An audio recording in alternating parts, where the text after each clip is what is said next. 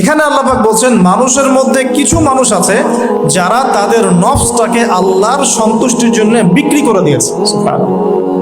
মানে তাদের জীবনের মূল থিমটাই হচ্ছে আল্লাহ পাকের সন্তুষ্ট অর্জন। কোনো কিছুকেই তারা আল্লাহ সন্তুষ্টির উপর প্রাধান্য দিবে না।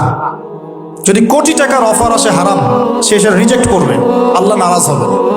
একটা সুন্দরী মেয়ে যদি জেনার অফার করে, সে রিজেক্ট করবে, কারণ সে আল্লাহকে ভয় করে।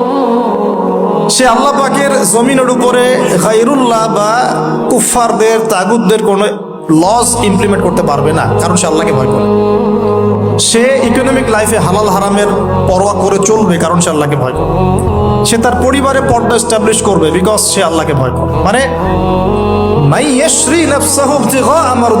আল্লাহ পাকের সন্তুষ্টির জন্য নিজের নফসটাকে, জান মাল সবকিছুকে বিলিয়ে দিয়েছে।